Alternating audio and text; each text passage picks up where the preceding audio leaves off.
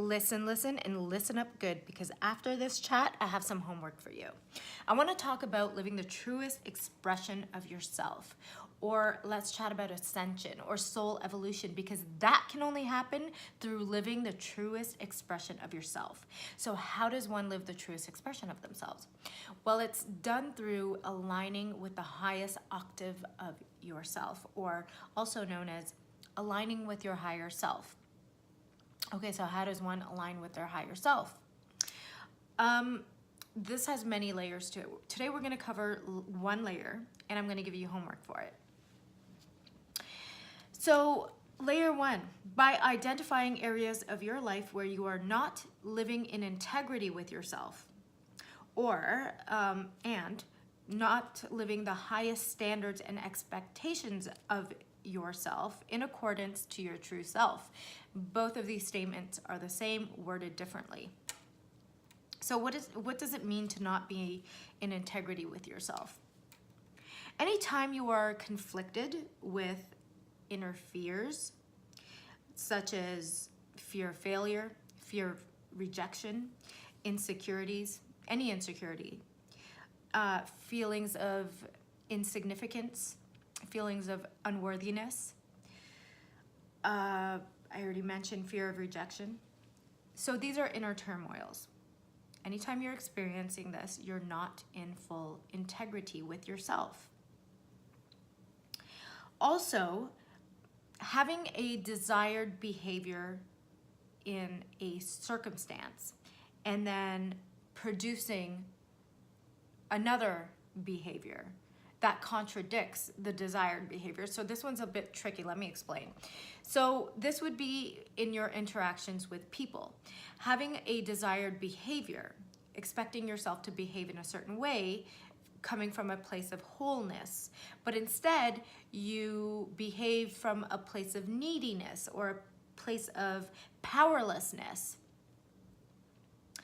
This is a behavior that's produced by you, driven by your subconscious programming, that contradicts the behavior that you perceived yourself to have, okay? So this is also not being in alignment with yourself. Now, the way we identify these fears or blocks or misalignments, if you want to call them, is that a word? Yeah, I think it is. Anyways, the way to identify these blocks is through our interactions with other people. And a lot of times this would be through our interactions with people we are in relationship with. Not just romantic relationship. This is like family, romantic, business, partnerships, friendships, or even people we meet on the street. Any and all interactions. So our relationships and interactions with people act as a tool if we know how to use it properly. They offer us triggers, trigger points that allow us to become aware of and identify these inner turmoils or inner fears. And we do this by identifying trigger points through our interaction with others. Now, what are trigger points? Trigger points are any time we experience a negative emotion through our interactions with other people. So these negative emotions can be a fear, it could be anger, sadness, hurt, shame, guilt.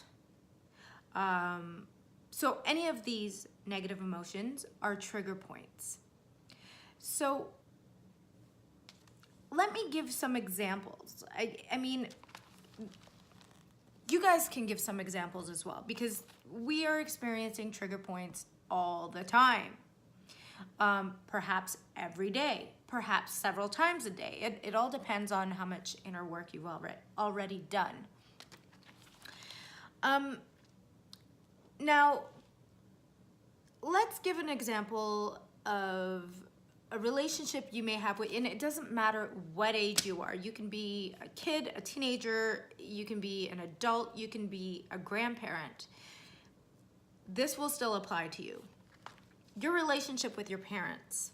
This is a big one, guys, because the majority of our subconscious programming has been created between the age of 2 to 7.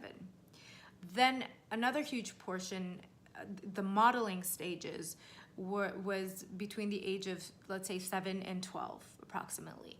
And then there's another, anyhow, without going too deep into that, because I'm gonna get into all of that in another talk that I do. Because the majority of our subconscious programming was created at a young age while in the care of our parents, this carries on until we do the work to reprogram our mind, or our subconscious mind. So we are a bunch of adults subconsciously still trying to gain our parents' love and affection, or please them. Anytime you're pleasing them, it's to gain their love and affection. You know, and we base our world around that. Or sometimes we may be angry towards them and want to rebel against them. So again, we live our life in rebellious mode without even consciously being aware of this, to make our parents pay for that, or, you know, to make them suffer. But really we're hurting ourselves and not realizing that we're living our life in accordance to making them suffer, let's say, if that's what you're doing. It's, okay, without going too off track, I'm just gonna say it's a subconscious programming that you, by doing this homework, you're gonna be able to pinpoint exactly what it is for you, because it's gonna be different for everyone. So let's get back on track. Your relationship with your parents. When the next time you engage with them, do you experience any hurtfulness? Any feelings of being unloved?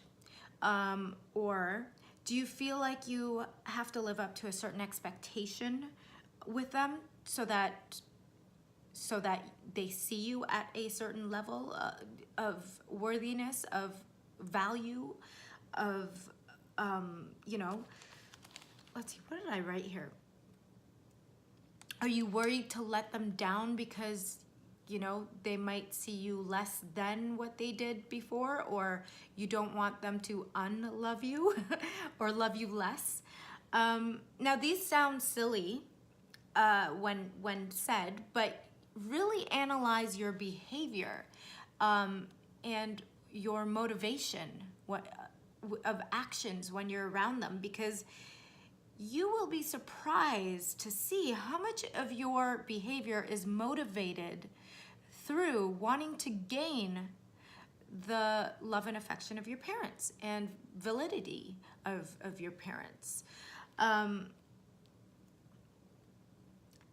Again, I know this sounds silly, but just start analyzing your behavior when you're around them, and your choices, the choices you make when you are around your parents, or you don't even have to be around your parents to do it, but start analyzing the choices you make and see if it has anything to do with try to connect the dots, okay?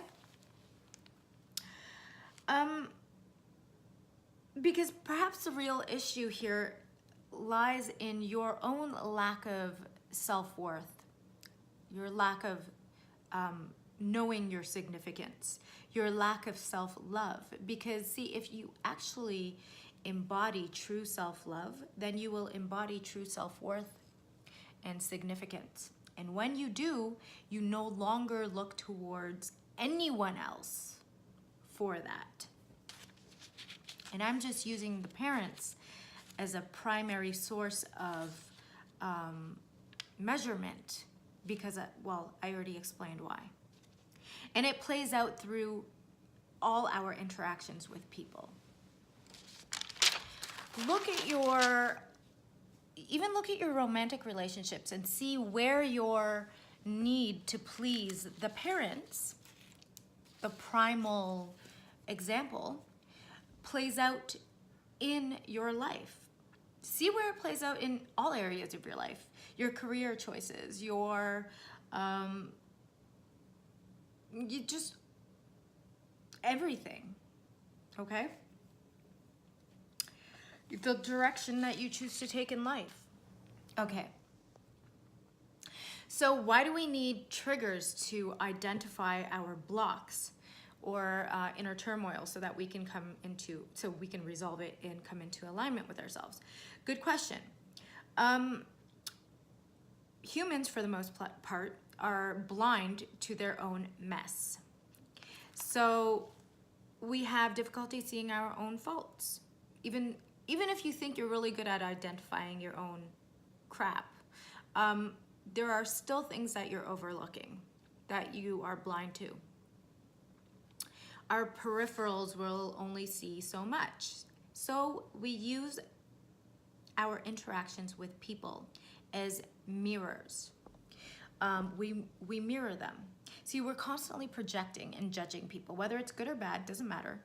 We're constantly doing that. We are sending out projections and reflecting, and they're doing the same thing, and deflecting. And we receive, and we are finally able to see things within the other person that are hidden within ourselves. Anytime you have a judgment about someone, it's really a judgment about yourself. Now, we can dissect that another time, because you might be saying, no, that's not what but it is. It's a trigger. Now, it's something that needs to be dissected. Let's talk about triggers. Triggers, again, like I said, are any negative emotion experienced through these interactions. Fear, anger, hurt, sadness, shame, guilt. And I'm sure you can come up with more. What we do is we dissect the trigger to find the root cause. And when you find the root cause, that's when you become aware of your stuff and you resolve it. I'm going to be teaching you guys, or giving you guys, the tools to dissect these triggers. And then I'm going to be giving you guys tools to, if you want to call them, heal it, resolve it, or come into alignment with yourself. Now, there's a catch. If you want these tools, then you're going to do the homework I give you. You're going to go grab one of these really cheap notepads from the dollar store, or you might have your own, or go get an expensive one if you want. Doesn't matter. And you're going to start the trigger journal for 8 weeks. You're going to write down every day your interactions with people and all the triggers that you received. Even if it's small, it could be an insecurity. The trigger could be fear of rejection. It could be fear of failure. Okay? These are all fears, right? So write them all down every single day. I went to the grocery store. I was in line. I was feeling insecure. I felt less than, whatever. Really get in touch with your emotions and write it down. It can be the stupidest thing. Get in touch with your emotions, because that's the other problem. We're numb. A lot of us are numb, so we don't even pay attention to the triggers. So for the next 8 weeks, I want you to become very aware of yourself and of your triggers. Write it all down. After 8 weeks, and during these 8 weeks, I'm going to be offering different advice and tools and more homework. I'm going to be asking for your trigger journal, proof of it, and if you, because I need to know that you are 100% invested in yourself. And if you are, then I will be 100% invested in you. And I will offer you these tools that I've been promising to offer for free. Show me that you're invested. God bless. Or Ascension bless.